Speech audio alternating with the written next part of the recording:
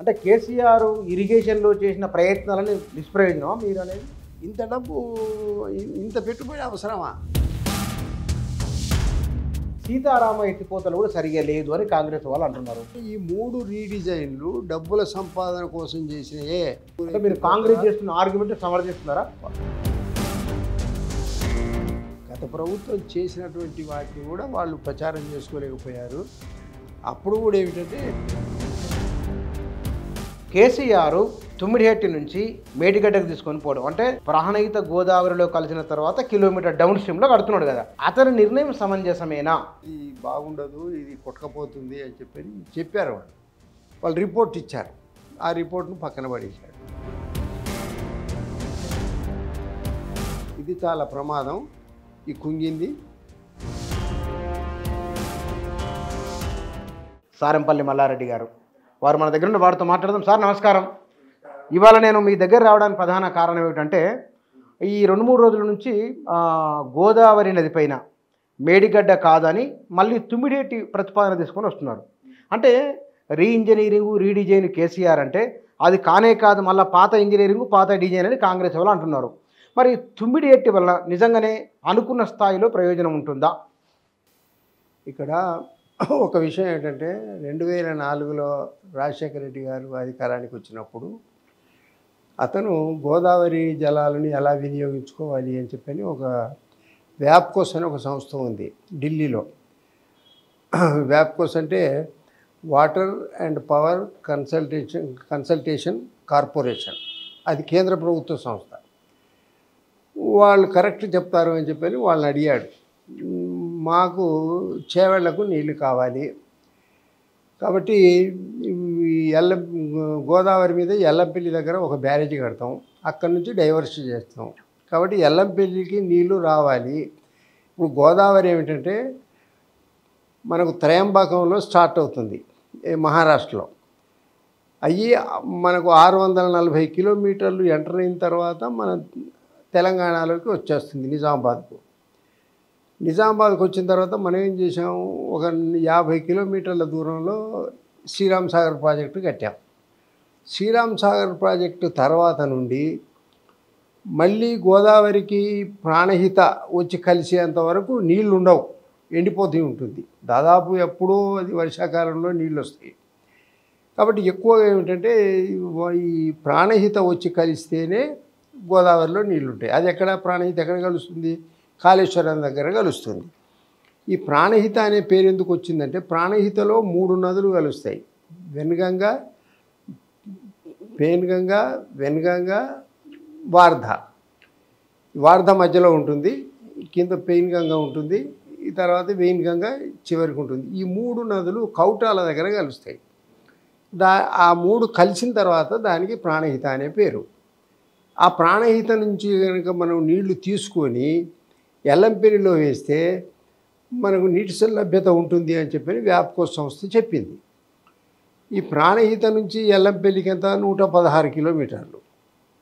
కాబట్టి ఈ 116 కిలోమీటర్లు మనం ఒక కాలువ కనుక తీసుకొచ్చి ఎల్లంపల్లిలో ఆల్రెడీ 22 టీఎంసీల ప్రాజెక్ట్ ఉంది నీటిని నిలవగల, కాబట్టి అందులో వేసుకుంటే సరిపోతుంది అని చెప్పని 2008లో ఒక ప్రాజెక్టు రూపకల్పన చేశాడు, ప్రాణహిత చేవెళ్ళ అని. అక్కడి నుంచి అది ఏంటంటే దానికి 38,500 కోట్ల బడ్జెట్. దాదాపు తన హయాంలో 2014 వరకు 8,000 కోట్లు ఖర్చు పెట్టాడు. తెలంగాణ వచ్చే నాటికి 8,000 కోట్లు ఖర్చు పెట్టాడు. కానీ ప్రాణహిత మీద బ్యారేజీ కట్టకుండా ప్రాణహిత తర్వాత నుంచి ఎల్లంపల్లి వరకు కాలువలు తీశాడు. 71 కిలోమీటర్లు దాదాపు కాలువలు తీశాడు. ఆ తర్వాత ఎల్లంపల్లి నిర్మాణం చేశాడు. ఎల్లంపల్లి తర్వాత మిడ్మానేరు, తర్వాత ఇటు మల్లన్న సాగరు, ఇవన్నీ పాతే, ఇవన్నీ కట్టాడు. ఇవన్నీ ఒక్కొక్క టీఎంసీ. ఈ మల్లన్న సాగరు, తర్వాత ఈ కొండపోచమ్మ, ఇవన్నీ కూడా ఏంటంటే ఈ ఎల్లంపల్లి తర్వాత ఉన్నటువంటి 200 కిలోమీటర్లు ఇది ఒక్కొక్క టీఎంసీ 2 టీఎంసీలతోటి ప్రాజెక్టులు ప్రారంభించాడు. ఆ తర్వాత ఏమిటంటే అక్కడ ప్రాణహిత దగ్గర 148 మీటర్ల ఎత్తు కనుక కడితే మనకు 160 టీఎంసీలు వస్తాయి సంవత్సరం 90 రోజులకు అని చెప్పని వాళ్ళు ఒక అంచనా వేశారు. అయితే మనం అడిగింది ఏంటంటే 150 మీటర్లు ఎత్తు, ఇంకో 2 మీటర్లు అదనంగా కడతామని. అయితే వాళ్ళు ముంపుకు గురవుతుంది కాబట్టి మహారాష్ట్ర ప్రభుత్వం మేము అంగీకరించామన్నారు. సరే చివరికి అంగీకరించారు, ఒప్పందం కూడా జరిగింది, ఎంఓయు. కానీ సంతకాలు కాలే. ఈలోపు చనిపోయాడు. చనిపోయిన తర్వాత ఈ కేసీఆర్ వచ్చాడు. కేసీఆర్ వచ్చి మహారాష్ట్ర ప్రభుత్వం దగ్గరికి వెళ్ళాడు. వెళ్ళి అక్కడ అడిగాడు. మేము అప్పటికి ప్రభుత్వం మారింది, బీజేపీ ప్రభుత్వం వచ్చింది. వాళ్ళు ఏమిటంటే మేము ఒక గుంట భూమి కూడా ఇయ్యం. ఎందుకని ఆ ముంపయ్యే ప్రాంతం అంతా కూడా ముఖ్యమంత్రిది నియోజకవర్గం, ఫడ్నవీస్ నియోజకవర్గం. అతను వాగ్దానం చేశాడు, మీకు ఒక ఎకరం కూడా ముంపు గురి కానివ్వను అని చెప్పని ఆ ఓటర్లకు చెప్పాడు. అందుకోసం ఏంటంటే మేము అదే 148 వరకే మేము అనుమతిస్తాం. 152 కాకుండా 152 ఇవ్వం, 150 కూడా ఇవ్వం, 148 వరకే చేస్తామని చెప్పారు. మళ్ళీ వ్యాప్ కోసం వాళ్ళని అడిగారు, ఏం సంగతి అని. అతను అంతకుముందే కేసీఆర్ మనసులో ఒకటి ఉంది, అసలు ఈ పథకాన్ని రీడిజైన్ చేయాలి. రీడిజైన్ అంటే ఏమిటి? ఒకసారి డిజైన్ చేసినటువంటి సిస్టమ్ను మార్చాలి, మళ్ళీ మార్చాలి. ఎందుకని ఒకసారి వాళ్ళు కాంట్రాక్ట్ పట్టాడు, ఒకడు 38,500 కోట్లకు కాంట్రాక్ట్ పెట్టాడు. రాజకీయ నాయకులకు, కాంట్రాక్టర్లకు అందరికీ ఇవ్వాల్సిన డబ్బులన్నీ ఇచ్చేశారు. ఇక మళ్ళీ వాళ్ళ దగ్గర నుంచి డబ్బులు రావు. మళ్ళీ ఆదాయం రావాలి అంటే దాన్ని ఆ స్కీమ్ని తీసేసి మళ్ళీ కొత్త స్కీమ్ పెట్టుకోవాలి. అప్పుడు కొత్త స్కీమ్ ఏం చేశారంటే, ఇప్పుడు ప్రాణహిత నుంచి వచ్చి కాళేశ్వరంలో కలుస్తుంది. ప్రాణహిత నుంచి కాళేశ్వరం 110 కిలోమీటర్లు, ఎల్లంపల్లికి అయితే 116 కిలోమీటర్లు. ఈ 116 కిలోమీటర్లు వచ్చి కాళేశ్వరం దగ్గర గోదావరిలో కలుస్తుంది. కలిసిన తర్వాత ఒక 15-20 కిలోమీటర్ల దిగువన మేడిగడ్డ అని చెప్పని అక్కడ ప్రాజెక్ట్ కడతాను. మేడిగడ్డ ప్రాజెక్టు కట్టి మేడిగడ్డ నుంచి నీళ్లు ముందుకు వస్తాయి, గోదావరిలో ఎదురొస్తాయి వెనక వాటరు. ఆ వెనక వాటర్ను మళ్ళీ అన్నారం అనే బ్రిడ్జ్ కట్టి లిఫ్ట్ చేస్తే ముందుకు వస్తాయి. దాని తర్వాత సుందిళ్ళ అని ఒక ప్రాజెక్టు కడితే సుందిళ్ళ నుంచి ఎల్లంపల్లిలో వేస్తాం. ఇదంతా కూడా 108 కిలోమీటర్లు. అంటే గోదావరిని ఎదురు ప్రవాహం నడిపించడం. అది మేడిగడ్డ నుంచి ఎల్లంపల్లి వరకు 108 కిలోమీటర్లు. ఇక్కడ ఆగుదాం మనం.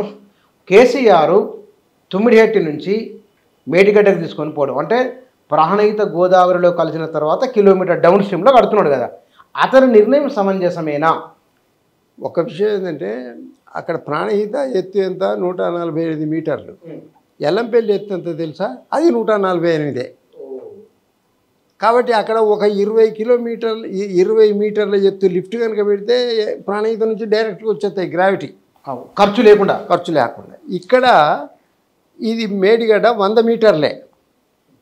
100 మీటర్ల నుంచి ఎల్లంపల్లికి పోవాలి అంటే 148 మీటర్ల ఎత్తుకు పోవాలంటే 48 మీటర్ల ఎత్తు వెళ్ళాలి అని చెప్పంటే ఒక్క ప్రాజెక్టుతో వీలు పడదని చెప్పని మేడిగడ్డ, అన్నారం, సుందిళ్ళ 3 ప్రాజెక్టులు కట్టాడు. కట్టి ఎల్లంపల్లిలో వేశాడు. ఎల్లంపల్లి నుంచి కామన్ నది కాబట్టి ఈ ఎల్లంపల్లికి వాటర్ సోర్స్ క్రియేట్ చేయడానికి కేసీఆర్ ఏం చేసిందంటే ఆ ప్రాజెక్టును బంద్ పెట్టి ఇది చేసి దాన్ని ఏం చేశాడు, ఆదిలాబాద్కే పరిమితం చేశాడు. అప్పుడు ఆదిలాబాద్కి మొదలు 56,000 ఎకరాలకు ఉండేది. అవును, దాన్ని 2 లక్షల ఎకరాలకు పెంచాడు ఆయకట్టు పెంచాడు. కానీ అది ఏమీ చేయలేదు, ఎందుకంటే అసలు బ్రిడ్జ్ కడితే కదా. ఓకే. పైగా ఏం చేశాడంటే ఈ మేడిగడ్డ, అన్నారం, సుందిళ్ళ ప్రాజెక్టులు వెంటనే చాలా ఫాస్ట్గా కట్టేశాడు. ఈ వ్యాప్కోస్ వాడి పర్మిషన్ రిపోర్ట్ తీసుకొని ఈ కట్టడానికి ముందు 2015లో అనంతరాములు మరియు 4 ఇంజనీర్లతో సెర్చ్ కమిటీ వేశాడు కేసీఆర్. వాళ్ళు పాపం హెలికాప్టర్లలో తిరిగారు, కింద తిరిగారు, మీద తిరిగారు, అన్నీ తిరిగి వచ్చి ఈ మేడిగడ్డ కుదరదు, కాళేశ్వరం ప్రాజెక్టు ఇది ఫీజిబుల్ కాదు అని చెప్పారు. ఎందుకంటే గోదావరిలో 250 మీటర్ల లోతు ఇసుక ఉంటుంది. 250 మీటర్ల లోతు. ఒకవేళ కనుక నువ్వు ఆ ఇసుకంతా పోయి గట్టి భూమి తీస్తే తప్ప రాదు. అందుకే పోలవరం, అందుకే కదా వాళ్ళు తీసి సైడ్కి కట్టుకున్నది. సెంట్రల్లో కట్టకుండా సైడ్కి కట్టుకున్నారు పక్కకు కట్టిండ్రు. గట్టి రావడానికి. అందుకోసం వీళ్ళు ఏం చేశారంటే మీరు ఎంత పునాది తీసినా కింది నుంచి సీపేజ్ వస్తుంది. సీపేజ్ అంటే ఈ నీళ్లు ముందు నిలబెట్టిన నీళ్ళు వెనక నుంచి వస్తాయి. ఇసుక కదా ఉన్నది, నువ్వు ఒకవేళ పోసినా. అందువల్ల ఎప్పుడో తరాల నుంచి ఏళ్ళ తరబడి నుంచి ఇసుక అంతా మేట పెడుతూ వస్తుంది. అందుకోసం ఇది బాగుండదు, ఇది కొట్టకపోతుంది అని చెప్పారు వాళ్ళు రిపోర్ట్ ఇచ్చారు. ఆ రిపోర్ట్ను పక్కన పడేశాడు. దానికి తోడు ఏం చేశాడు, తను అనుకున్నాడు ఈ 3 ప్రాజెక్టులు 12,000 కోట్లతోటి కంప్లీట్ చేశాడు. బ్యారేజీలు ఈ 3 బ్యారేజీలు 12,000 కోట్లతో కంప్లీట్ చేశాడు. వీటికి అదనంగా మళ్ళీ ఇంకో 8,000 కోట్లు పెట్టి పంపింగ్ హౌజులు పెట్టాడు. 3 పంపింగ్ హౌజులు అంటే మొత్తం ఎంత 20,000 కోట్లు ఖర్చు అయింది. అసలు యాక్చువల్గా ఖర్చు అయింది 17,000 చిల్లర, కానీ ఇప్పటికి లెక్కేస్తే ఎంతంటే 20,000 కోట్లు ఖర్చు అయింది. కాబట్టి ఈ 20,000 కోట్లు పెట్టి ఏదైతే కట్టిన తర్వాత ఒక సంవత్సరంలోనే ఈ క్రాక్ ఇచ్చింది. మేడిగడ్డ 17, 18, 19 పిల్లర్లు కుంగినాయి. ఎంత కుంగినాయి? మీటర్ కుంగినాయి. మీటర్ గుంగడం అంటే మామూలు విషయం కాదు కదా. మీటర్ గుంగడం అంటే మామూలు విషయం కాదు. ఆ తర్వాత ఏంటంటే మళ్ళీ 1 మీటర్ గుంగినాయి. అసలు దాని మీద రోడ్డు ఉండేది, మహారాష్ట్రకు వెళ్ళేది. ఆ రోడ్డు బంద్ చేశారు. బంద్ చేసిన తర్వాత అప్పటికి గవర్నమెంట్ మారింది. కుంగినప్పుడు ఆ గవర్నమెంటే ఉంది. కుంగిన తర్వాత ఒక నెల రోజుల్లో గవర్నమెంట్ మారి కాంగ్రెస్ వచ్చింది. వాళ్ళు అప్పుడు ఏంటంటే నేషనల్ డ్యామ్ సేఫ్టీ NDSF అని వాళ్ళు వచ్చి చెకప్ చేశారు. ఇది చాలా ప్రమాదం, ఈ కుంగింది, ఇది మీరు ఇది మొత్తం డైమండ్ కటింగ్ చేసి మళ్ళీ ఇదంతా తీసేసి మళ్ళీ కొత్తది మీరు కన్స్ట్రక్షన్ చేయాలి అని చెప్పని వాళ్ళు మొదలు సలహా ఇచ్చారు. సలహా ఇస్తే ఎవరు కట్టాలి అని చెప్పని L&T కంపెనీ వాడు ఎవరైతే కాంట్రాక్ట్ ఉండో వాడిని అడిగారు. వాడు నేను కట్టను, నేను ఆల్రెడీ నిర్మాణం చేసి మీ హ్యాండ్ ఓవర్ చేసేసాను, అయిపోయింది, అందుకోసం ఏంటంటే నాకు బాధ్యత లేదన్న. అప్పుడు కాంగ్రెస్ గవర్నమెంట్ ఏంటంటే మిమ్మల్ని బ్లాక్ లిస్ట్లో పెడతామని చెప్పన్నారు. వాడికి మళ్ళీ భవిష్యత్తులో కాంట్రాక్టులు రావు, ఒక గవర్నమెంట్తో అందులో నేషనల్గా పార్టీ ఉన్న గవర్నమెంట్తో ఘర్షణ ఎందుకని చెప్పని నేనే నిర్మాణం చేస్తాను అని చెప్పన్నారు. కానీ మీరు రింగ్ బండ్ కట్టడానికి, చెరువు గండిపోతే ఏం చేస్తారు, కట్ట బాగు చేయాలంటే రింగ్ బండ్ కడతారు కదా, ఆ రింగ్ బండ్ కట్టడానికి 50 కోట్లు అయితే అవి ఇవ్వండి అని చెప్పారు. అంటే కాపర్ డ్యామ్ కట్టుకోండి, కాపర్ డ్యామ్ అవి కూడా ఇవ్వమన్నారు. దాంతోపాటు ఏంటంటే కాంగ్రెస్ గవర్నమెంట్ విజిలెన్స్ సెల్ వేసింది.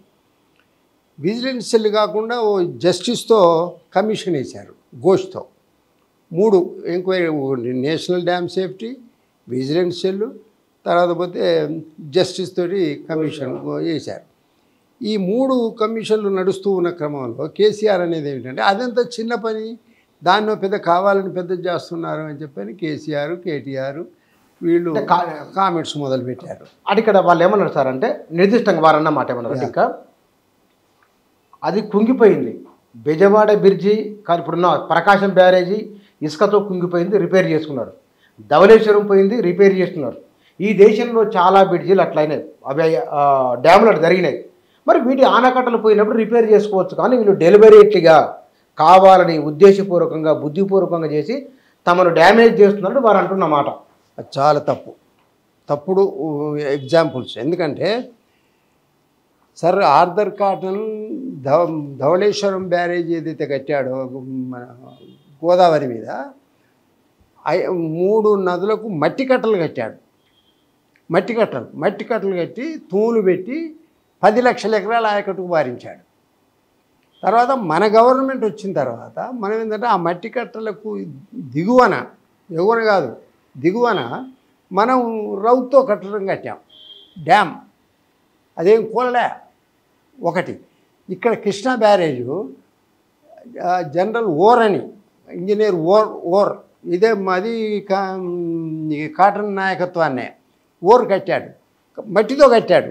4 కోట్లు అప్పుడు అయిన ఖర్చు, మొత్తం 4 కోట్లే. నా ఆ లెక్కలు కూడా ఉన్నాయి, పెట్టిన లెక్కలు పైసలతో సహా అణాలతో సహా లెక్కలు. ఇప్పటిలాగా కాదు, ఇప్పటిలాగా అయితే లింగాలు మింగడం.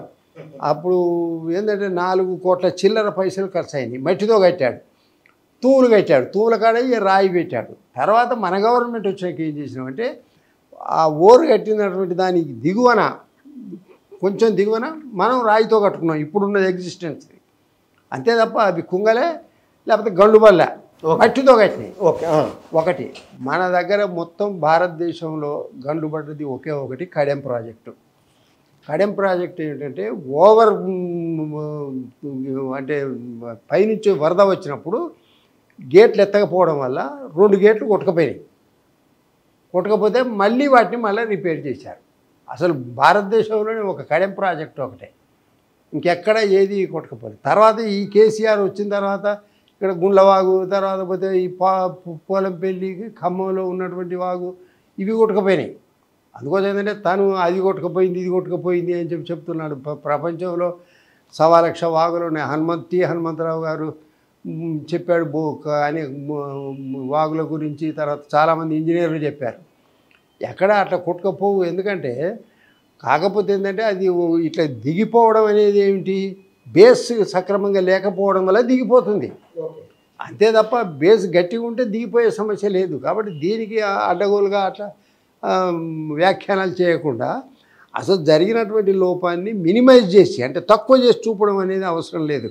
పోయి చూస్తే కనబడుతుంది కదా.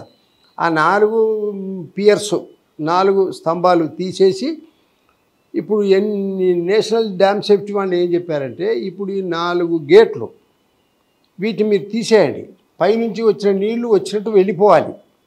ఇప్పుడు జనరల్గా జనం ఏమనుకుంటున్నారు, రిపేర్ అవుతుంది అనుకుంటున్నారు. అక్కడ రిపేర్ కాదు అయ్యేది.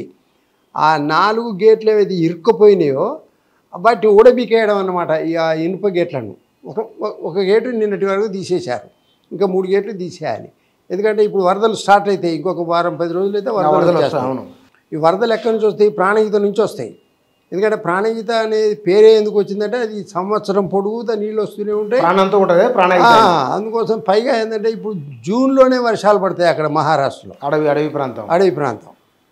అందువల్ల ఏమిటంటే మనకు నీళ్ళు ఎక్కువ వస్తాయి కాబట్టి వెంటనే దాన్ని ఆ గేట్లు ఎత్తేయండి, నీళ్లు వచ్చినట్టు బయటికి వెళ్ళిపోవాలి. కానీ ఇక్కడ వెళ్ళిపోవాలి. ఇప్పుడు అక్కడ జరుగుతున్నది మరమ్మత్తు కాదు, అదేమంటారు దాని గేట్ల తొలగింపు, ఇంకా పూర్తి స్థాయి కాలేదు. ఇక్కడ కేసీఆర్ చేసిన ఆర్గ్యుమెంట్ ఏమిటంటే, నేను వాళ్ళ వర్షన్ తుమ్మిడేటి దగ్గర 152 కాదు 150 కూడా ఎత్తు పెంచడానికి వీలు లేదు. ఒకటి ఆడ అసలు ఆనకట్టనే కట్టకూడదు. ఎందువల్ల అంటే ఫడ్నవీస్ నియోజకవర్గంతో పాటుగా అక్కడ వన్యప్రాణి సంరక్షణ కేంద్రం ఉన్నది, అటవీ ప్రాంతం ఉన్నది. అవి ఆ కేంద్ర ప్రభుత్వం ఎట్టి అనుమతి ఇవ్వజాలదు. అనుమతి ఇవ్వజాలన్నప్పుడు అక్కడ ఎట్లా కడతాము మనము? ఒకటి. రెండవది, ప్రాణహిత నది వచ్చిన తర్వాత మధ్యలో ఇంద్రావతి కలుస్తుంది. ప్రాణహితకు ఈ వైన్గంగా, వార్దా, పెన్గంగా ఈ నీళ్లు, పైగా ఇంద్రావతి, ఈ 3 నదుల నీళ్లు వచ్చే వరకల్లా అది గోదావరి డౌన్ స్ట్రీమ్లో మనకు దగ్గర 2000 టీఎంసీల నీళ్ళు ఉన్నాయి. కాబట్టి అక్కడి నుంచి లిఫ్ట్ చేసుకుంటే ఏడాది పొడవునా తీసుకోవచ్చు అని వారు అన్నమాట. ఈ ఆలోచనతో ఈ ఆర్గ్యుమెంట్తో కాంగ్రెస్ వాళ్ళు విభజిస్తున్నారు. మీరేమంటారు? ఈ ఆలోచన తప్పు. ఎందుకంటే ప్రాణహిత తర్వాత ఇంద్రావతి 2 వేరు. ప్రాణహిత కలిసిన తర్వాత ఒక 15 కిలోమీటర్ల తర్వాత ఇంద్రావతి కలుస్తుంది. ఇంద్రావతి కలిసిన తర్వాత మనం దేవాదుల ప్రాజెక్టు కట్టాం. కింద దేవాదుల ప్రాజెక్టు కాదు, దేవాదుల పంపింగ్ సెట్ పెట్టాం. ఆ దేవాదులకు నీళ్లు ఉండడానికి దానికి దిగువన మనం తుపాకులగూడెం ప్రాజెక్టు కట్టాం. తుపాకులగూడెం ప్రాజెక్టు నీటి నిల్వతో ఇప్పుడు దేవాదుల ప్రాజెక్టు సంవత్సరం పొడుగుతో పంపింగ్ చేస్తుంది. కాబట్టి ఇంద్రావతికి దీనికి సంబంధం లేదు. ఒకటి. ఇక దీనికి ఉన్నటువంటిది వెయిన్గంగా, పెన్గంగా, వార్ధా, వెయిన్గంగా. పెన్గంగా, వార్ధా, వెయిన్గంగా. అయితే ఈ 3 కలిసిన కాడ కౌటాల కాడ మనం 148 మీటర్ల ఎత్తు డ్యామ్ కట్టాలి. డ్యామ్ కడితే ఎంత నీళ్లు నిల్వ ఉంటాయి? 1.8 టీఎంసీలే ఉంటాయి. ఇప్పుడు హుసేన్ సాగర్ కన్నా తక్కువ లెక్కన. ఇంకా 1.8 టీఎంసీ అంటే ఎప్పటికి వస్తూ ఉంటాయి కాబట్టి ఎప్పటికి మన పంపులు నిరంతరాయంగా పంపింగ్ చేయవచ్చు. కానీ సంవత్సరం మనకు 90 రోజుల్లో అవైలబిలిటీ ఏమిటంటే 160 టీఎంసీలు ఉంటాయని చెప్పి అనేది వెదిరే శ్రీనివాస్ కూడా చెప్పాడు. సెంట్రల్ గవర్నమెంట్ సలహాదారు, తన రిపోర్ట్ కూడా నా దగ్గర ఉంది. ఆయన చెప్పాడు, వ్యాప్కోస్ కూడా చెప్పింది. కానీ తర్వాత వ్యాప్కోస్ మార్చింది ఏమిటంటే ఈ 160 టీఎంసీలలో లోకల్గా 60 టీఎంసీలు వాడుకుంటారు అని చెప్పాను. అక్కడ వన్యప్రాణి సంరక్షణ ఉన్నది, ఇవన్నీ ఉన్నాయంటే మనం కట్టినటువంటి 148 మీటర్ల ఎత్తు కడితే వాగులోనే ఉంటాయి నీళ్లు. ఈ 3 జాయింట్ ఉంది కదా, ఈ 3 వాగుల్లోనే నీళ్ళు ఉంటాయి, బయటికి పోవు. బయటికి అంతా కూడా 1400 ఎకరాలు మాత్రమే ముంపుకు గురవుతుంది. అయితే ఇప్పుడు కేసీఆర్ ఏం చేశాడు తెలుసా, ఈ కౌటాలను తీసేసి ఇటు కిందున్న పేనుగంగ కాకుండా మీదున్న వెయిన్గంగ కాకుండా మధ్యలో ఉన్న వార్ధా, మహారాష్ట్రలో వార్ధా మీద మనం ఒప్పందం చేసుకున్నాడు. పైకి ఈ ఆదిలాబాద్ జిల్లాకు వార్ధా మీద ఒప్పందం చేసుకొని మనకు 1/3 నీళ్ళు, మహారాష్ట్రకు 2/3 నీళ్ళు అని చెప్పి మన 1/3లో ఏమిటంటే ఆదిలాబాద్ జిల్లాకు 2 లక్షల ఎకరాలకు నీళ్ళు ఇస్తారని చెప్పాను. అక్కడ మొదలు ఆడలేదు చూడలేదు. కాబట్టి కౌటాలను కూడా తీసేశాడు. అక్కడ ఏమిటంటే మేము అసలు నీరు 1 ఎకరం మునగకుండా కడతాను అని చెప్పని మొదలు వాగ్దానం చేశాడు. కనీసం ఒక ప్రాజెక్టు కడితే అంచులు వెంబడైనా కూడా నీళ్లు కొంచెం పక్కకు నది దాటి వచ్చేస్తాయి. కాబట్టి అలా నది దాటి కనుక వస్తుందంటే 1500-2000 ఎకరాలు ముంపు గురవుతుంది. అది పెద్ద సమస్య కాదు. కానీ ఇక్కడ కౌటాలను తీసేసి ప్రాణహిత వద్ద ఉన్నటువంటి పాయింట్ని తీసేసి వార్ధా మీద ఒక్కదాని మీద కట్టాడు. అసలు ఇక్కడ కౌటాల దగ్గర 3 నదులు ఉన్నాయి. పెనుగంగ ఉంది, వేణుగంగ ఉంది, వార్ధా. ఇట్లా పెనుగంగ మీద చనాక కొరట వద్ద మన పెనుగంగ మీద లోయర్ పెనుగంగ, చనాక కొరట, రాజుపేట, మరొకటి 4 ప్రాజెక్టులు కట్టాం. అందుకోసం ఏంటంటే ఇప్పుడు పెనుగంగ కట్టినప్పటికి కూడా నీళ్ళు వస్తూ ఉంటాయి కాబట్టి పెనుగంగ ఒకటి, వార్ధా, తర్వాత ఇది మన వేణుగంగ, ఈ 3 కలిసిన కాడ వచ్చే నీళ్ళు ఎక్కువనా ఒక్క వార్ధా మీదనే కట్టుకుంటే ఒక వార్ధా నుంచి తీసుకొచ్చి మళ్ళీ అది మహారాష్ట్రలో కట్టి ఇప్పుడు ప్రాజెక్టులన్నీ కూడా విచిత్రం ఏమిటంటే ఇప్పుడు చెప్పినటువంటి పెనుగంగ కానీ లోయర్ పెనుగంగ కానీ చనాక కొరట కానీ రాజుపేట కానీ ఇవన్నీ మనం మహారాష్ట్ర ఏరియాలో కడుతున్నాం. ఆ కట్టిన దానిలో 1/3 నీళ్ళే మనకు, 2/3 మహారాష్ట్రకు. ప్రాజెక్టు మనం కట్టాలి, నీళ్లు వాళ్ళకి ఇవ్వాలి. అందువల్ల ఏమిటంటే అక్కడ ఏ నీటి లభ్యత అయితే మా ప్రాణహిత మీద ఉందో ఆ నీటి లభ్యతలో కూడా మనం కావాలని తప్పటడుగులు వేసాం. మనం ఎందుకంటే అంతకుముందు కావాలని తప్పటడుగు అంటే ఎందుకు జరిగింది? కావాలంటే మనం 1975లోనే బచావత్ తీర్పు ప్రకారం లోయర్ పెనుగంగ కట్టాలి ఆదిలాబాద్ జిల్లాకు. అప్పటి నుంచి కట్టలే, 75 నుంచి గత ప్రభుత్వాలు నిర్లక్ష్యం చేశాయి. ఆ లోయర్ పెనుగంగను ఇదే చనాక కోరాట, ఇది రాజుపేట కనుక అప్పుడే నిర్మాణం చేస్తే అసలు ఆదిలాబాద్ జిల్లా 100% ఇరిగేషన్ అయ్యేది. కట్ల తర్వాత ఇప్పటికి ఇక్కడ కడతామని చెప్పన్నారు, ఇది కౌటాల దగ్గర. ఆ కౌటాల దగ్గరది కూడా కట్టలే. కానీ కౌటాల నుంచి మాత్రం పైపులు వేశారు, 71 కిలోమీటర్లు వేశారు. కౌటాల నుంచి ఎల్లంపల్లికి 116 కిలోమీటర్లు, 70 కిలోమీటర్లు అయిపోయింది. 70 కిలోమీటర్లు అయిపోయింది. మిగతా 40 కిలోమీటర్లు కనుక ఇస్తే ఇందులో నీళ్లు పడిపోతాయి. కాబట్టి ఇప్పటికీ ఏమిటంటే ఇప్పుడు ఈ మేడిగడ్డ, అన్నారం, సుందిళ్ళ నా ఉద్దేశం ఏంటంటే వీటిని వదిలేసేయాలి. మూడింటిని ఎందుకు వదిలేసేయాలంటే కాగ్ రిపోర్ట్ ప్రకారం 1 ఎకరానికి 43,000 రూపాయలు ఏడాదికి ఖర్చు అవుతాయి. 43,000 1 ఎకరానికి. 43,000. రైతు ఒక 40,000 పెడతాడు అనుకోండి, అంటే 83,000 ఖర్చు. దిగుబడి ఎంత వస్తుంది? 40,000 50,000 వస్తుంది. దివాళే కదా. అందుకోసం ఏదో ఒక ప్రాజెక్టు కట్టి నేను నీళ్ళు ఇచ్చాను, లేకపోతే ఈ ఇరిగేషన్కే కాకుండా ఒక ఇరిగేషన్కైనా పరిశ్రమలకు ఉపయోగపడతాయి, త్రాగునీటికి ఉపయోగపడతాయి, వీటికి ఉపయోగపడతాయి. ఆ నీళ్ళు కూడా ఉపయోగపడతాయి పరిశ్రమలకు. తాగునీటి పరిశ్రమలకి ఎంత 16 టీఎంసీలు, 16 కాకపోతే 20 టీఎంసీలు, త్రాగునీటికి ఇంకొక 20 టీఎంసీలు. అందువల్ల ఏమిటంటే ఇప్పుడు నీకు ఇక్కడి నుంచి కనుక లిఫ్ట్ చేస్తే రోజుకు 2 టీఎంసీలు, 90 రోజులు లిఫ్ట్ చేస్తే 180 టీఎంసీలు, అది 160 టీఎంసీలు, 20 టీఎంసీలే తేడా కదా. అందువల్ల ఏమిటంటే అది ఎత్తు ఎంత 20 మీటర్ల ఎత్తు, ఒక లిఫ్ట్ 320 మెగావాట్లు అయితే నీకు ఎల్లంపల్లిలో పడిపోతాయి. ఇదంతా ఇది 48 మీటర్ల ఎత్తు కట్టాలి, పైగా 3 పెద్ద బ్యారేజీలు కట్టాలి. ఇప్పుడు ఇక్కడ మేడిగడ్డ కాదు, అన్నారానికి కూడా బొంగబడింది. అవును, ఇప్పుడు అన్నారానికి మరమ్మతులు చేస్తున్నారు కదా, ఇసుక బస్తాలు వేస్తున్నారు, అవన్నీ వేస్తున్నారు. అవి వేస్తుంటే ఈ బస్తాలే బయటికి వెళ్తున్నాయి, వెనక నుంచి బయటికి వెళ్తున్నాయి అవి. ఎందుకంటే మామూలు బుంగ కాదు, లారీలు పోయేంత బుంగ. మామూలుగా మనం ఏదో చిన్న బొంగ పడింది అని కాదు. ఇప్పుడు మొన్న మేడిగడ్డ దగ్గర గేట్ల కోసం తీస్తుంటే ఓ బుంగ పడింది, అంటే ఇసుకంతా కొట్టుకపోయింది, లేదు. కాబట్టి కొన్ని లారీలు పోయినా కూడా ఆ బుంగ నిండదు. లారీలు పోయినా గ్రౌటింగ్ చేస్తామన్నారు. గ్రౌటింగ్ అంటే ఏమిటి? బర్మా వేస్తారు, వేసి దాని ద్వారా ఏంటంటే సిమెంటు కంకర నింపుతారు. ఈ గ్రౌటింగ్ ఎక్కడ చేస్తారంటే, ఇప్పుడు ఒక ప్రాజెక్టు కట్టినప్పుడు లీకేజీలు వస్తాయి అనుకోండి. ఇప్పుడు పిఏబిఆర్ ఉంది, పెన్నా అహోబిలం రిజర్వాయర్ అని చెప్పని తుంగభద్ర మీద ఉంది అనంతపూర్లో, నేను చూశాను. అది 10 టీఎంసీలు నిలవ. అక్కడ ఆ 10 టీఎంసీలు నిలవ పెడితే 4 టీఎంసీలే ఉంటాయి. ఇక 4 దాటిందంటే ప్రాజెక్టులకు వెళ్ళి నీళ్ళు వస్తూ ఉంటాయి బయటికి, అంటే లీకేజీలు వస్తూ ఉంటాయి. కాబట్టి వాళ్ళు ఏదంటే గ్రౌటింగ్ చేసి ప్రతి ఫీటుకు 2 ఫీట్లకు డ్రిల్లింగ్ చేసి, ఆ డ్రిల్లింగ్లో ఇసుకను కంకర పోస్తారు.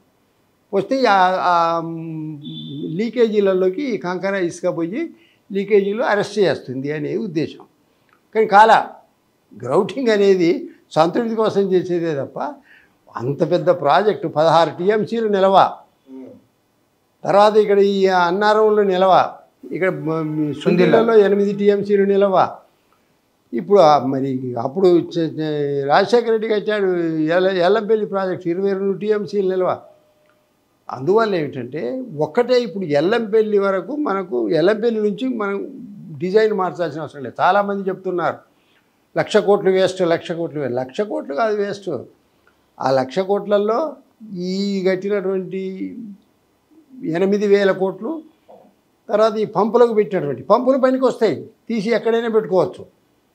అందుకోసం ఏంటంటే ఇది కనుక మెయింటైన్ చేస్తే, ఇది కనుక ఒకవేళ రిపేర్లు చేసి ఇప్పుడున్న కాంగ్రెస్ గవర్నమెంట్ కనుక మెయింటైన్ చేయాలనుకుంటే ప్రతి ఏటా 20,000 కోట్లు ఖర్చు పెట్టాలి. దాని మీద మీరు అన్నట్లు ఆ మేడిగడ్డ అన్నారా సుందిలా వదిలేదాం అనుకున్నాం. అంటే తుమ్మిడేటి దగ్గర మళ్ళీ లిఫ్ట్ చేసుకొని ఎల్లంపల్లి నీళ్లు పోసి మిగతాదంతా పైదంతా వాడుకోవచ్చు. దానికి కూడా కాగ్ రిపోర్ట్ ఇచ్చింది, 8,000 కోట్లు అయితే నీళ్ళు వచ్చేస్తాయి. ఓన్లీ 8,000 crores కనుక ఖర్చు పెడితే ఎల్లంపల్లిలోకి నీళ్ళు వస్తాయి, 160 టీఎంసీలు. కాబట్టి అక్కడి నుంచి వచ్చిన తర్వాత ఎల్లంపల్లి నుంచి ఏంటంటే మిడ్ మానేరు నుంచి మల్లన్న సాగర్, అక్కడి నుంచి కొండపోచమ్మ. మల్లన్న సాగర్ ఏం చేశాడు? రాజశేఖర రెడ్డి 1 టీఎంసీ పెట్టాడు, ఈయన దాన్ని 50 టీఎంసీ చేశాడు. 50 టీఎంసీ చేస్తే అసలు అక్కడ ఉన్నటువంటి భూగర్భం టెస్ట్ చేసి చెప్పింది ఏంటంటే, ఇక్కడ భూమి చీలిక, నిట్టంలో చీలిక ఉంది, మీరు 50 టీఎంసీ కనుక పెడితే భూకంపం వస్తుంది అని. అది భయానికి ఇప్పుడు 50 టీఎంసీ పెట్టడం లేదు అందులో మల్లన్న సాగర్లో. అలాగే ఇప్పుడు కొండపోచమ్మ ఉంది ఆయన ఇంటి పక్కనే, అది 15, దాన్ని 4 టీఎంసీ ఉంటే 15 టీఎంసీకి పెంచాడు. అవి అనవసరం. అవి ఎందుకంటే ఇవి సంవత్సరం పొడుగుతో నీళ్ళు వస్తూ ఉంటే పోతూనే ఉంటాయి.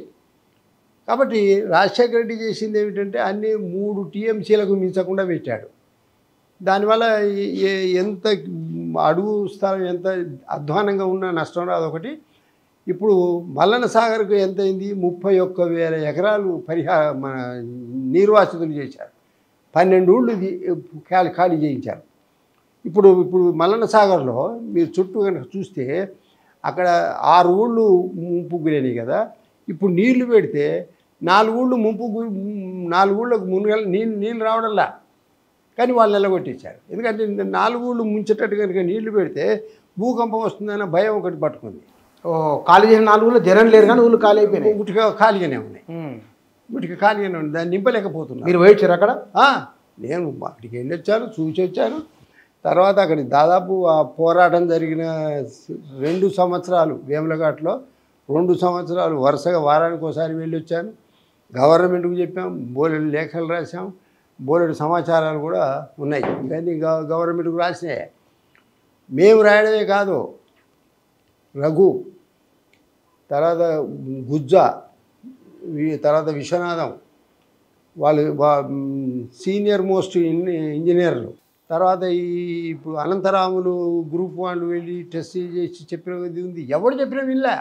ఎందుకంటే నేనే ఇంజనీర్ను, నేనే పవర్ పాయింట్ చెప్తాను. ఆయన పవర్ పాయింట్ ఇప్పుడు చెప్తున్నాడు 2014 తర్వాత. నేను పవర్ పాయింట్ 2000 సంవత్సరం నుంచే స్టార్ట్ చేశాను, మొత్తం నదీ జలాల మీద.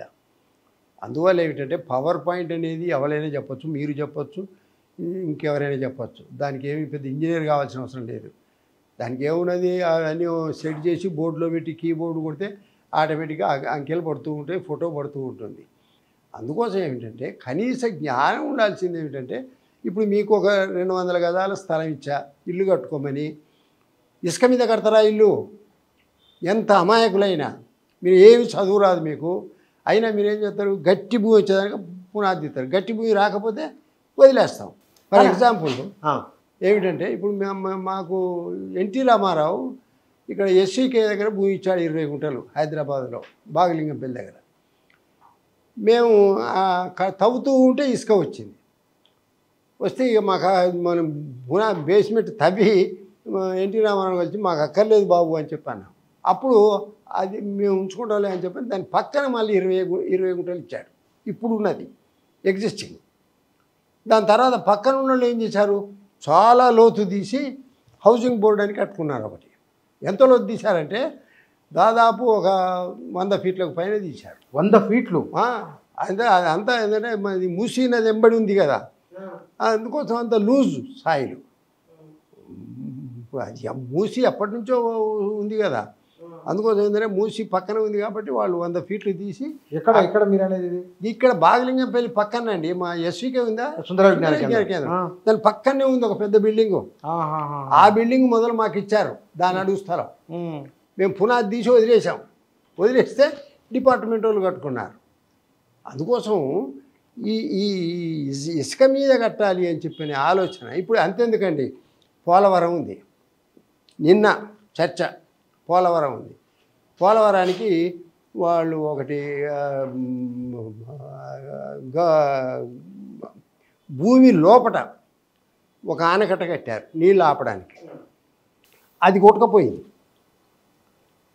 Copper dam. ఆ కాపర్ డ్యామ్ కొట్టుకపోతే ఇప్పుడు మళ్ళీ కొత్తగా కాపర్ డ్యామ్ కడితే తప్ప ఆ పోలవరం నిర్మాణం చేసేటట్టు లేదని చెప్పి కాపర్ డ్యామ్ కట్టాలంటే మళ్ళీ 600 కోట్లు అయితే. కానీ అది కూడా పోలవరం చాలా అనుమానాలు ఉన్నాయి కదా, కష్టం అని చెప్తున్నారు. సస్టైన్ అది కూడా ఇదే 400 ఫీట్లు మీరు పునాది తీయకుండా ఈ గట్టి భూమి రాదు పోలవరానికి. అందుకోసం పోలవరం అనేది ఇవాళ రేపు ఇప్పటికీ దానికి 47,000 కోట్లకు పెరిగింది. ఇప్పుడు అది మొట్టమొదలు దాని అంచనా ఏంటంటే 10,000 కోట్లు. 270 గ్రామాలు పోయినాయి కాదు, 270 గ్రామాలు వాళ్ళకి పరిహారం ఇవ్వలేదు. అందుకోసం దీనికి కూడా ఏం చేశాడు, 38,500 కోట్లు ప్రాణహిత చేవేళ్ళ. ఇప్పుడు ఎంతకు వచ్చింది, 105,000 కోట్లకు వచ్చింది. ఎన్ని రెట్లు పెరిగింది చెప్పండి, 38 నుంచి 105,000 కోట్ల కంటే 4 రెట్లు పెంచారు. అందువల్ల ఇంత డబ్బు ఖర్చు పెట్టడం కన్నా ఇప్పుడు మధ్యతరహా ప్రాజెక్టులు ఉన్నాయండి ఒక 30 మన రాష్ట్రంలో. ఇవి 20 ఏళ్ల కిందట మొదలుపెట్టారు. ఆదిలాబాద్ జిల్లాలో ఒక 10-15 ఉన్నాయి, ఖమ్మం, వరంగల్ ఈ జిల్లాలలో. మధ్యతరహా ప్రాజెక్టులు అంటే 25,000 ఎకరాల లోపు ఆయకట్టు ఉన్నాయి. అవన్నీ వాటికి ఇంతవరకు 17,000 కోట్లు 1,700 కోట్లు ఖర్చు పెట్టారు. మధ్యతరహా ప్రాజెక్టులు కనుక పూర్తి చేస్తే వెంటనే రిజల్ట్ వస్తుంది. కానీ ఇక్కడ అంటే కేసీఆర్ ఇరిగేషన్లో చేసిన ప్రయత్నాలని నిష్ప్రయోజనమా మీరు అనేది? నేను ఒక మాట చెప్తా వినండి. 1956 వరకు మనకు 16 లక్షల, ఉమ్మడి ఆంధ్రప్రదేశ్లో 16, తెలంగాణకు 16 లక్షల ఎకరాలు ఆయకట్టు వచ్చింది. 1956 నుంచి 2004 వరకు అంటే చంద్రబాబు కాలంలో 22,000 ఎకరాలకు వచ్చింది, 22 లక్షల ఎకరాలకు. ఆ తర్వాత చంద్రబాబు కాలంలో అంటే 2004 నుంచి 2014 వరకు రాజశేఖర రెడ్డి కాలంలో 7 లక్షల ఎకరాల ఆయకట్టు. ఎంత ఖర్చు పెట్టాడు? 93,000 కోట్లు ఖర్చు పెట్టాడు. 93,000 కోట్లు ఖర్చు పెట్టాడు రాజశేఖర రెడ్డి. అంతకుముందు చంద్రబాబు 17,000 కోట్లు ఖర్చు పెట్టాడు.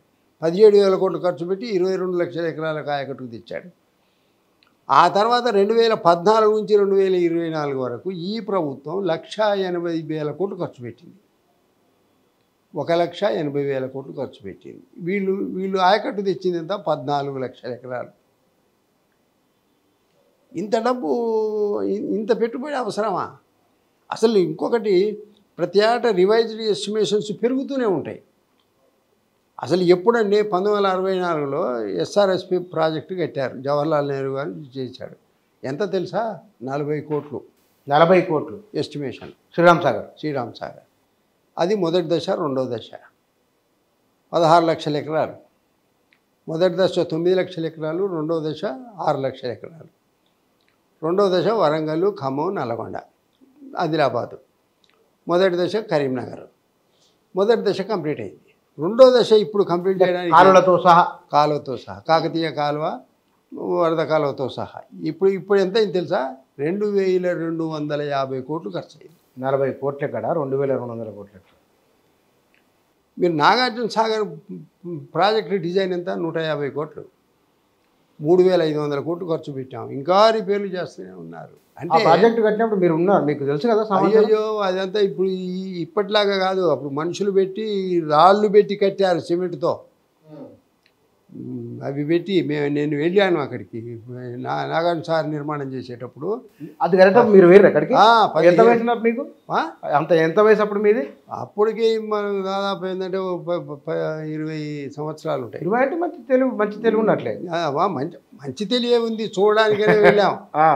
అది దాదాపు 15,000 మంది కూలీలు. 15,000 ఏది మొత్తం ఈ స్టెప్పులు కట్టి వాటి మీద ఉన్న మనుషులు, ఇంకా బయట అంతా చేసే వాళ్ళందరూ కొడితే మొత్తం 50,000 మంది కూలీలు పనిచేశారు. ఎన్ని సంవత్సరాలు?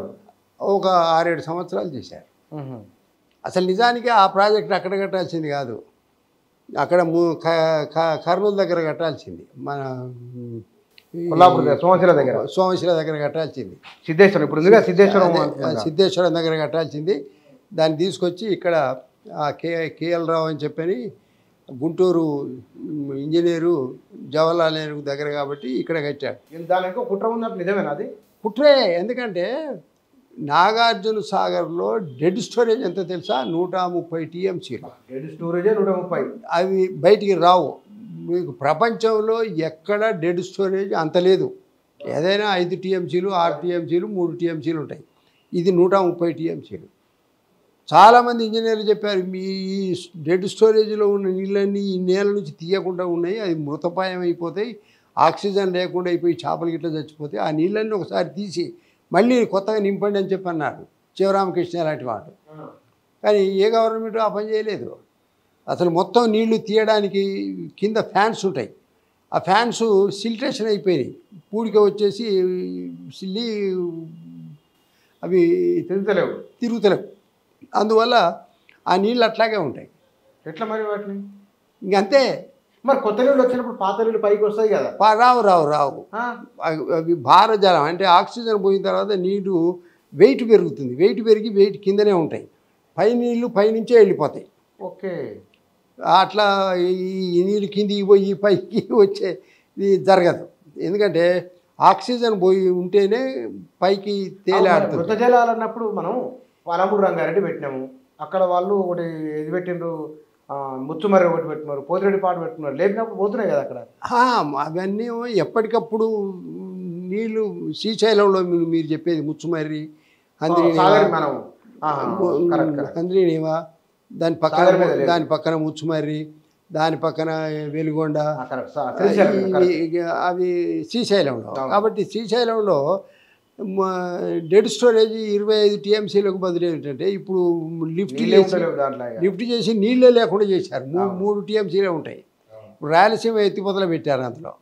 అందువల్ల ఏంటంటే దీని విషయంలో నేను చెప్తున్నా, కాళేశ్వరం విషయంలో కాంగ్రెస్ ప్రభుత్వం ఏం ఆలోచించినా ఆ 3 ప్రాజెక్టులు మేడిగడ్డ, అన్నారం, సుందిళ్లను వదిలేసేయడం మంచిది. ఎందుకంటే తలభారం, ఒక పేషెంట్, కాళ్ళు లేని పేషెంట్ను మనం ఇంట్లో సాదుకు పెంచుకున్నట్లు. మరి ఏం చేయాలి? కాలు తీసేయాలా? దాన్ని తీసేసి దానికి అయ్యే రిపేర్ల ఖర్చులో సగం, దానికి రిపేర్ల ఖర్చు కావాలంటే 20,000 కోట్లు, దానికంటే ఏంటంటే 8,000 కోట్లు కడితే ఇప్పుడు ఆ ప్రాణహిత నుంచి నీళ్ళు వస్తే ఎల్లపల్లిలో పడితే ఎల్లపల్లి నుంచి 9 నుంచి ఇప్పుడున్న గవర్నమెంట్ను అంగీకరింపేసి వార్ధా కాకుండా 9 నుంచి కనుక నీళ్లు తీసుకొని ఆ 116 కిలోమీటర్లలో 70 కిలోమీటర్లు అయిపోయింది కాబట్టి మిగతా 40 కిలోమీటర్లు దవ్వేసి ఎల్లంపల్లిలో కలిపిస్తే మీకు ఈ సేమ్ ఈ కిందిదంతా మళ్ళీ యాజిటీస్గా పనిచేస్తాయి. చేవెళ్ళ వరకు నీళ్ళు వచ్చేస్తాయి. చేవెళ్ళ వరకు తర్వాత కానీ ముందు ఇక్కడికి షామీర్పేట వరకు అయితే గ్యారంటీ ఇక కాలువలు తీసి ఉన్నాయి. షామీర్పేట వరకు కాలువలు చెరువులోకి నీళ్ళు వస్తాయి. షామీర్పేట నుంచి ఇటు ఇబ్రహీంపట్నం వైపు ఒక కాలువ, ఇటు కింద చేవెళ్ళ వైపు ఒక కాలువ తీయాలి. అందుకోసం ఏమిటంటే గవర్నమెంటు డబ్బులు ఖర్చు పెట్టినా దాని యొక్క ఫలితం కనపడాలి. దీన్ని ఏమంటారంటే బీసీ రేషియో అంటారు. బీసీ రేషియో అంటే కాస్ట్ ఆఫ్ బెనిఫిట్ రేషియో. ఒక ప్రాజెక్టు మీద మనం పెట్టుబడి పెడితే 1:10కు మించకూడదు. అంటే ₹1 ఖర్చు పెట్టామంటే 10 సంవత్సరాల్లో తిరిగి డబ్బులు రావాలి. కానీ ఇది 40 ఏళ్ళైనా ఈ డబ్బులు తిరిగి వచ్చేది లేదు. ఇప్పుడు గవర్నమెంట్ చెప్తుంది మేము ఇది పండిస్తున్నాం అది పండిస్తున్నాం అని, అంత వరే పండిస్తారా? అసలు ఇంకొకటి మన పంటల విషయం కూడా చూస్తే మనకెంత 1,60,00,000 ఎకరాలు ఉంది. అసలు లిఫ్ట్లు దేనికోసం? వరిగా ఆరుతడి పంటలకు లిఫ్ట్ దేనికి? అసలు ప్రాజెక్టులు అన్నీ కూడా ఏంటంటే ఆరుతడి పంటలే వేయాలి, మెట్ట పంటలు. కానీ అందరూ వరి వేస్తున్నారు. ఆ వరి వేయడం చేత ఏమిటంటే మేము వరి బాగా పండిస్తున్నామని. అసలు వరి పండించకూడదని చెప్పనేది కేంద్ర ప్రభుత్వం చెప్తున్నది. ఇప్పుడు అమెరికా ఉందండి, మన తెలంగాణలో పండిన వడ్డు కూడా పండాయి అక్కడ. తినరు కదా ఎవరు అక్కడ అమెరికాలో? వాళ్ళు అక్కడ జొన్నలు, గోధుమలు, సోయా, మొక్కజొన్నలు, సోయా ఇవి పండిస్తారు. అందుకోసం ఇప్పుడు మనకు ఉత్తర భారతంలో కూడా ఇంతకుముందు పంజాబ్లో యాసింగి వానకాలం వరి పెడితే నీళ్ళు ఉబికొచ్చి వాటర్ లాగింగ్ అంటారు, ఊటలు వచ్చేసి ఒక 8-10 లక్షల ఎకరాల్లో పంటలు పండలే. అయితే 2-3 ఏళ్ళు బీడు పెడితే అప్పుడు గట్టిపడ్డ తర్వాత వానకాలం వరేస్తున్నారు, యాసింగి గోధుమలు వేస్తున్నారు. అందుకోసం పంటల విధానాన్ని కూడా మార్చాలి. ఇప్పుడు మనకున్న భూమిలో 60 లక్షల ఎకరాలు వరేస్తున్నాం, 60 లక్షల ఎకరాలు పత్తి వేస్తున్నాం, 120 లక్షల ఎకరాలు. ఇక 10 లక్షల ఎకరాల్లోనే మనం కందులు, పెసళ్ళు, ఈ జొన్నలు, రాగులు, సజ్జలు, కొర్రలు, పండ్లు, కూరగాయలు అన్నీ వేస్తున్నాం. అందుకోసం ఇప్పుడు కూరగాయలు ఎంత దుర్మార్గం అంటే మనం 32 లక్షల టన్నులు తింటున్నాం. తెలంగాణ సంవత్సరానికి 32 లక్షల టన్నులు కూరగాయలు తింటున్నాం. మనం పండించేది ఎంత? 19 లక్షల టన్నులు. మిగతా మొత్తం దిగుమతి చేసుకుంటున్నాం. అంతా ఇతర రాష్ట్రాలు, ఇతర దేశాల నుంచి దిగుమతి. దేశాలే ఏకంగా కూరగాయలు, పప్పులు, పాలు, మాంసం, గోధుమలు, పంచదార ఇవి మనం బయట నుంచి దిగుమతి చేసుకుంటున్నాం. మనం పండించుకోవచ్చు, కానీ ఆ పంటల విధానం లేదా అదో ఇది. కేసీఆర్ మాట వరి ఏకండి అందరూ కేసీఆర్ అన్నాడు. ఎప్పుడు అన్నాడండి? తాను కొనలేని పరిస్థితిలో అన్నాడు. ఇప్పుడు 120 లక్షల ఎకరాలు యాసింగి వానకాలం కలిపి 120 లక్షలు, యాసింగి 60 లక్షలు, వానకాలం 60 లక్షల్లో వేస్తున్నారు. కింద ఇంద్రావతి ఆ కిందకి పోయిన తర్వాత సీతారామ ఎత్తిపోతలు కూడా సరిగా లేదు అని కాంగ్రెస్ వాళ్ళు అంటున్నారు. ఇందిరాసాగర్, సీతారామ దానికి సంబంధించి ఒక వివాదం. ఇంకొక ప్రశ్న లేవనెత్తున్నారు వాళ్ళు. కాంగ్రెస్ చెప్తున్నా సరైందేనా? ఒకటేమిటంటే ఇంద్రావతి గెలిచిన తర్వాత మనం దేవాదుల ప్రాజెక్టు కట్టాం. దేవాదుల ప్రాజెక్టు ఇక్కడ తపాస్పల్లి వరకు వస్తుంది. మన కేసీఆర్ ఫామ్ హౌస్ పక్కకు మనకు వరంగల్, ధర్మసాగరం, స్టేషన్ గన్పూరు ద్వారా ఈ తపాస్పల్లి వరకు వస్తుంది. ఇది దేవాదుల. దేవాదులకు నీళ్ళు ఎప్పటికి ఉండాలంటే తుపాకులగూడెం కట్టారు. తుపాకులగూడెం కింద కాటన్ మహాశయుడే గోదావరికి అడ్డంగా ఒక రాయితో ఒక బేస్మెంట్ కట్టాడు. అక్కడ నీళ్లు 20 టీఎంసీ నీళ్లు నిలవ ఉంటాయి.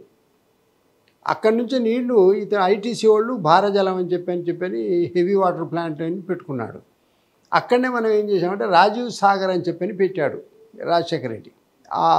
దానికి అదే గోడ మీద ఇంకొక 3 ఫీట్లు లేపి రాజీవ్ సాగర్, దాని కింద ఇందిరా సాగర్ అని పెట్టాడు.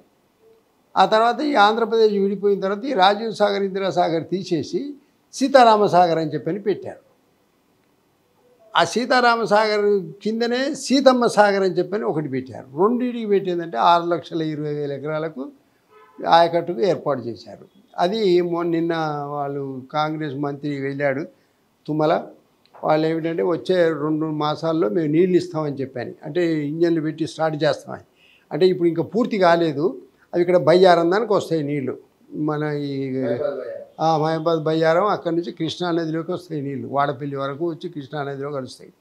అందువల్ల ఏమిటంటే మెట్ట పంటలకు మాత్రమే ఉపయోగపడాలి. అయితే చెరువులు నింపుతాం అన్నారు ఇప్పుడు ఈ సీతారామ సాగర్తో.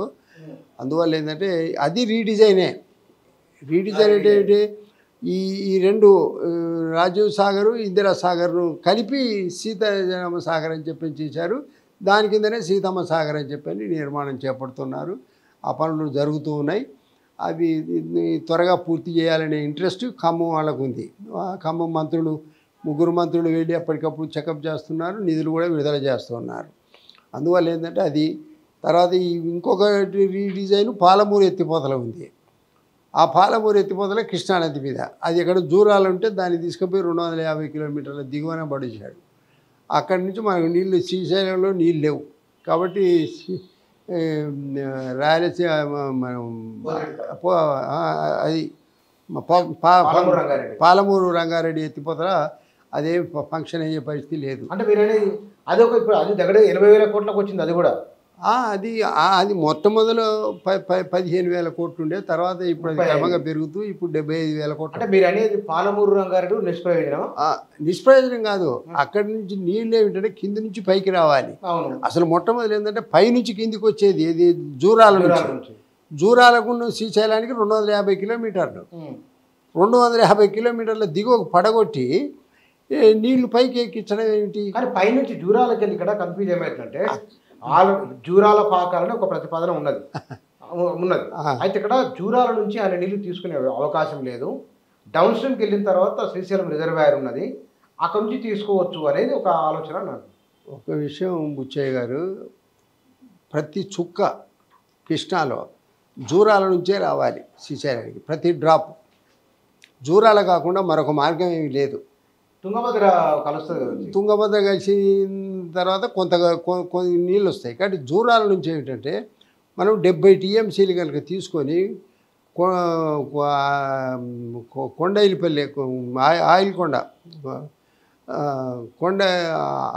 కొండలో ఒక 70 టీఎంసీల ప్రాజెక్టు కట్టాలి. కోయిల్కొండ రిజర్వాయర్ ఉంది ఆల్రెడీ. కోయిల్కొండ హైయెస్ట్. కోయిల్కొండలో 70 టీఎంసీల ప్రాజెక్టు కడితే అక్కడి నుంచి మొత్తం గ్రావిటీ ద్వారా వస్తుంది. కాబట్టి పంచదేవులపాడు ఉన్నటువంటి మన జూరాల నుంచి ఆ కోయిల్కొండకు 70 కిలోమీటర్లు. అటువంటిది ఇప్పుడు ఎక్కడికి పోయింది? అదే కోయిల్ సాగర్ను కొంత పెంచారు. 30 నుంచి 80,000 ఎకరాలకు పెంచారు, 50,000 ఎకరాలు. కానీ ఇప్పుడు జూరాల నుంచి 250 కిలోమీటర్లు దిగువకు తీసుకొచ్చారు. జూరాల నీళ్లు తుంగభద్ర నీళ్ళు వచ్చి శ్రీశైలంలో కలుస్తాయి. కానీ శ్రీశైలం పరిస్థితి ఏమిటి? ఇంతకుముందు శ్రీశైలంలో నీళ్లు 303 టీఎంసీలు ఉండాలి. పూడికి వచ్చి 260కి దిగింది. ఇప్పుడు దానికి వాళ్ళు ఆంధ్ర వాళ్ళు ఏం చేశారు, పోతిరెడ్డిపాడు పేరుతో 80,000 క్యూసెక్కులు తీస్తున్నారు. మొదలు 11,000 ఉండే, 11,000 క్యూసెక్కులు, తర్వాత 44,000 క్యూసెక్కులు, ఇప్పుడు 80,000 క్యూసెక్కులకు పెంచాడు. అది పోగా ఇప్పుడు ఇంతకుముందు మీరు చెప్పినట్టు వెలుగొండ, ముచ్చుమర్రి, హంద్రీనీవా, తర్వాత మన కల్వకుర్తి అక్కడే. మన కల్వకుర్తికి 841 నీటి లెవెల్ ఉంటేనే అది పనిచేస్తుంది, లేకపోతే చేయాలి. అందుకోసం ఏమిటంటే అది కూడా ఇబ్బంది అంటారు. శ్రీశైలం ఒక 15-20 రోజులకు మించి నీళ్లు ఉండవు. లిఫ్ట్ చేయాలి, ఆ రోజే లిఫ్ట్ చేసుకోవాలి. ఏం లిఫ్ట్ చేయగలము? అందుకోసం ఏంటంటే అసలు మనం స్టార్టింగ్ ఎక్కడి నుంచి అది నీళ్లు ఉత్పన్నం అవుతున్నాయో అక్కడి నుంచే నీళ్లు డైవర్ట్ చేసుకుంటే ఈజీగా అయిపోయేది. కాబట్టి ఈ 3 రీడిజైన్లు డబ్బుల సంపాదన కోసం చేసినయే. పాలమూరు కాంగ్రెస్ ఆర్గ్యుమెంట్గా అసలు మామూలుగా ఈ కాంగ్రెస్ ప్రభుత్వం రాకముందే చెప్పాం, ఈ పాలమూరు ఎత్తిపోతల డిజైను, తర్వాత కాళేశ్వరం రీడిజైను, సీతారామ సాగర్ డిజైను, ఈ 3 డిజైన్లు కంప్లీట్ అయ్యే దశలో వీటిని మార్చి రీడిజైన్ చేశారు. ఇప్పుడు రాజీవ్ సాగర్, ఇందిరా సాగర్ ఏదైతే దుమ్ముగూడెం దగ్గర నిర్మాణం చేశారో అవి దాదాపు 60% అయినాయి. ఇది 2 లక్షలు, అది 2 లక్షలు, 4 లక్షల ఎకరాలు కంప్లీట్ అయ్యే దశలో దాన్ని రీడిజైన్ చేశాడు. తర్వాత ఇక్కడ ఈ పాలమూరు ఎత్తిపోతలది కూడా ఈ జూరాల నుంచి కాలువ తీస్తూ ఉన్నారు, దీన్ని రీడిజైన్ చేశాడు. ఇది 8,000 కోట్లు ఖర్చు పెట్టాడు మన ప్రాణహిత చేవెళ్ళ, అది మళ్ళీ రీడిజైన్ చేశాడు. అంటే పనులు జరగకుండా మొదలుపెట్టినప్పుడు రీడిజైన్ చేస్తే వేరు, కానీ దాదాపు 40 to 60% పనులు అయిన తర్వాత రీడిజైన్ చేసి మళ్ళీ మొదటి నుంచి స్టార్ట్. కాబట్టి ఎంత ఖర్చు అయింది ఇప్పటికి? ఈ 10 సంవత్సరాలలో టీఆర్ఎస్ ప్రభుత్వం 1,80,000 కోట్లు ఖర్చు పెట్టింది. మేజర్, మీడియం, మైనర్ ఇరిగేషన్ అన్నిటికి కూడా కలిపి. అంటే మీడియం ఇరిగేషన్కి పెట్టింది 1,700 కోట్లు, మైనర్ ఇరిగేషన్కి పెట్టింది 2,800 కోట్లు. అది ఒక ఆ 3,000 కోట్లు తీసేసినా కూడా ఏంటంటే 1,60,000 కోట్లు ఈ మేజర్ ఇరిగేషన్ కింద పెట్టిండు. అందుకోసం మేజర్ ఇరిగేషన్ అనేది అది డబ్బులు తినడానికి ఉపయోగపడుతుంది. దానికన్నా ఏంటంటే ఇప్పుడు మొత్తం మన రాష్ట్రంలో ఒక 250 ఉన్నాయి లిఫ్ట్ పథకాలు ఐడిసి కింద, అవి బంద్ అయి ఉన్నాయి. వాటిని బాగు చేయించవచ్చుగా. 50,000 ఎకరాలు ఈజీగా పంట పడుతుంది. ఆ లిస్ట్ కూడా ఇచ్చారు ఐడిసి. అసలు ఐడిసి డిపార్ట్మెంట్నే రద్దు చేశారు. ఇరిగేషన్ డెవలప్మెంట్ కార్పొరేషన్ వాళ్ళ కింద 12 లక్షల ఎకరాల ఆయకట్టు ఉంది, ఆ డిపార్ట్మెంట్ క్లోజ్ చేశారు. అందువల్ల ఏమిటంటే ఈ కాళేశ్వరం అనేది ఇప్పటికైనా ఆ మృతప్రాయమైనటువంటి ఆ బర్డెను మీద పెట్టుకోవాలన్నా ఒక్కసారి. ఇప్పుడు కనుక దాన్ని రిపేరు ఇప్పుడు కాదు, ఇప్పుడు నీళ్ళు వెళ్ళిపోతాయి, వచ్చే సంవత్సరం రిపేర్ చేయాలి. ఆ వచ్చే సంవత్సరం రిపేర్ చేసిన తర్వాత మీరు మొత్తం ప్రాజెక్ట్ తీయాల్సి వస్తుందా, ఎట్లా రిపేర్ చేస్తే ఏట మనం ఎకరాకు 43,000 రూపాయలు ఖర్చు పెట్టి భరించాలి. ఇది సాధ్యమేనా? ఇప్పుడు దాంట్లో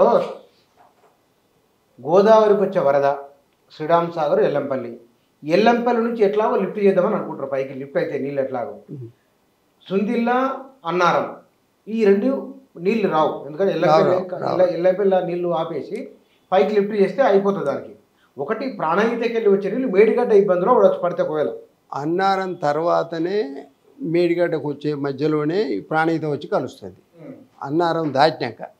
కాబట్టి అన్నారంకు సుందిళ్లకు నీళ్లు ఉండవు, గోదావరి నుంచి వచ్చే నీళ్ళే వచ్చే. వేరే ఇబ్బంది మీరు అన్నట్లు అది రిపేర్ అయితే ఏమవుతుందో చూడాలి. అది ఏమైనా ఇది రిపేర్ చేస్తేనే అన్నారంలోకి వస్తే, అన్నారం నుంచి సుందిళ్ళలోకి వస్తే రావాలి. ఇక్కడ మీరు కాంగ్రెస్ గవర్నమెంటు గత ప్రభుత్వం చేసిన నిర్మాణాలను సరి చేస్తామని అంటున్నారు. వారు సరైన మార్గంలోనే వెళ్తున్నారా? గతంలో రాజశేఖర రెడ్డి వచ్చినప్పుడు 2004లో జలయజ్ఞం అని పెట్టి మనకు కరువులతో ఉన్నటువంటి మహబూబ్నగర్ జిల్లాకు సంబంధించి కల్వకుర్తి, నెట్టెంపాడు, భీమా 1, 2, కోయిల్ సాగర్ 4 ప్రాజెక్టులు చేపట్టాడు. ఆ 4 ప్రాజెక్టులు దాదాపు 80% పూర్తి చేశాడు.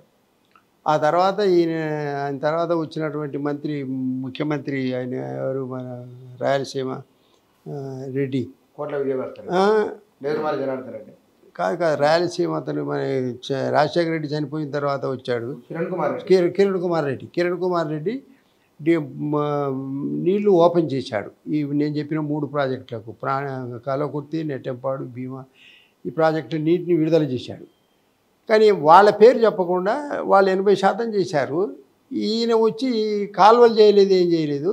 ఈయన పంపులు పెట్టాడు. పంపులు పెట్టిందంటే మొత్తం నేనే ఈ 8 లక్షల ఎకరాలకు నీళ్ళు ఇచ్చాను అని చెప్పుకున్నారు కేసీఆర్. పోనీ చెప్పుకొనివ్వండి. కానీ కల్వకుర్తి ప్రాజెక్టులో ఈ అకస్మాత్తుగా నీళ్ళు వచ్చి 8 పంపులు మునిగిపోయినాయి కాళేశ్వరంలో. ఇప్పటికీ 3 పంపులు రిపేర్ చేయాలి.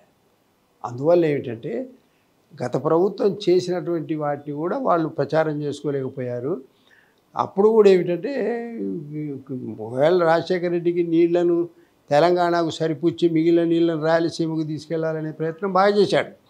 ఈ హంద్రీనివా కానీ, గాలేరు నగరి ఈ ప్రాజెక్టులన్నీ కూడా ఆయన ప్రోద్బలంతో జరిగినాయి. కానీ మనకు ఇస్తూ అటు తీసుకెళ్ళాడు. అది గొప్పతనం. అందుకోసం ఏంటంటే తెలంగాణ ఇంకొకటి ఆశ్చర్యకరమైన విషయం, బుచ్చయ్య గారు సుధాకర్ రావు అనే మంత్రి తెలంగాణ వాడు, రామగుండం. ఆ తర్వాత పొన్నాల లక్ష్మయ్య మన జనగామ, కడియంసి గారి మా ఇంటి పక్కన వరంగల్. వీళ్ళంతా ఇరిగేషన్ మినిస్టర్లంతా తెలంగాణ వాళ్ళే. కానీ తెలంగాణకు వీళ్ళు చేసింది ఏమీ లేదు, అంతా కాంగ్రెస్ వాళ్ళే. మళ్ళీ అంతా కాంగ్రెస్ వాళ్ళే. అందుకోసం ఏంటంటే ప్రభుత్వం యొక్క ప్రభావం ఎలా ఉంటుందో అలా చేస్తారు. కానీ ఏదున్నా కేసీఆర్ తాను నేను అతి తెలివి కలవాణ్ణి అని చెప్పి ఏదైతే చేశాడో ఇది ఒకటే కాదు, మిగతా పనులు కూడా చాలా కేసుల్లో చూస్తున్నాం. విద్యుత్తులో కూడా 52,000 కోట్ల అప్పు, ఇవన్నీ చాలా చాలా ఉన్నాయి సమస్యలు. అందుకోసం ఏంటంటే ఈ కాళేశ్వరం మాత్రం మనం మెడకు తగిలించుకుంటే శంకరుడు పావును పెట్టుకొని బతుకు తిరిగాడే, మనం కూడా ఏమిటంటే ఓ మెడకు పెద్ద పావును పెట్టుకొని తిరిగినట్టు ఉంటుంది తప్ప రక్షణ మాత్రం ఉండదు. నిరంతరం భయంతో బతకాల్సిన పరిస్థితి ఏర్పడుతుంది. ఎందుకంటే కాగు చెప్పింది చెప్పడం కాదు, వాళ్ళు లెక్కలు తీసి ఇచ్చారు. 20,000 కోట్లు మెయింటెనెన్స్కు, అంటే 10,000 కోట్లు విద్యుత్తుకు, 10,000 కోట్లు మెయింటెనెన్స్కు. ఇప్పుడు కాంగ్రెస్ గవర్నమెంట్ ఆలోచన ఎట్లా ఉంది అది చెప్పండి. కాంగ్రెసు డిసెంబర్ 9న అధికారానికి వచ్చింది 2023లో. 2024లో వాళ్ళు ఒక అభిప్రాయాన్ని వెలిబుచ్చారు. ఈ మొత్తం ఈ ఇరిగేషన్ మీద ఒక శ్వేతపత్రాన్ని ప్రకటించారు. ఆ శ్వేతపత్రాన్ని బట్టి చూస్తే ఏమిటంటే ఈ కాళేశ్వరం అనేది బర్డెన్గా ఉంటుంది, దీన్ని మార్చి ప్రాణహిత వైపు వెళితే మంచిది అని చెప్పనే సూచనప్రాయంగా ఉంది. కానీ ఇది బంద్ పెడితే ఎలా ఉంటుంది? అందుకోసం ఏంటంటే ఇప్పుడు ఈ 3 కమిటీలు వేశారు. ఒకటి నేషనల్ డ్యామ్ సేఫ్టీ, రెండవది విజిలెన్స్, మూడవది జస్టిస్. వీళ్ళ రిపోర్ట్లు కనుక వ్యతిరేకంగా వస్తే అప్పుడు బయటికి వెళ్ళాలి, వీటి మీదకి తోసిపోయి వెళ్ళాలి అని చెప్పనే ఆలోచనలో ఉన్నారు. కానీ ధైర్యం చేసి మొదట్లో ఒక మాట అన్నారు, ఏమిటంటే ఇది మేము చెయ్యం అని చెప్పని కోమటిరెడ్డి వెంకరెడ్డితో సహా వీళ్ళందరూ కూడా అనేశారు, ఉత్తమ్ కుమార్ రెడ్డి వీళ్ళు. కానీ దాన్ని నానబెడుతూ ఉన్నారు. అలా నానబెట్టకుండా ఏమిటంటే ధైర్యంగా వీటిని వదిలేస్తున్నామని చెప్పని అక్కడికి ప్రాణహిత వైపు వెళ్ళి అక్కడ మహారాష్ట్ర ప్రభుత్వంతో మాట్లాడి ఆ 148 మీటర్ల డ్యామ్ నిర్మాణం చేసి ఆ 160 టీఎంసీలన్నింటినీ కనుక ఎల్లంపల్లికి మళ్ళిస్తే మళ్ళీ అంతా యాజ్ ఇట్ ఈస్గానే ఉంటుంది. ఇప్పుడు గతంలో ఏ ఆయకట్టు అయితే ఉందో 18 లక్షల ఎకరాల ఆయకట్టు, ఆ ఆయకట్టుకు నీళ్ళు ఇవ్వచ్చు. అందులో పంటల విధానాన్ని మార్చడం ఏంటంటే వరి కాకుండా మెట్ట పంటలు కనుక వేస్తే ఇవన్నిటికి చేయవచ్చు. పోతే ఇన్ని నీళ్లు నిలవబెట్టాల్సినటువంటి అవసరం కూడా మిడ్ మానేర్లో కానీ, ఇందులో మల్లన్న సాగర్లో కానీ, కొండపోచమ్మలో కానీ ఉండవు. అందువల్ల కాంగ్రెస్ ధైర్యంగా నిర్ణయం తీసుకోవాల్సినటువంటి పరిస్థితి ఉంది. వాళ్ళు ఇంతవరకు నానబెడుతూ ఉన్నటువంటి పరిస్థితి కొనసాగుతుంది. Thank you very much.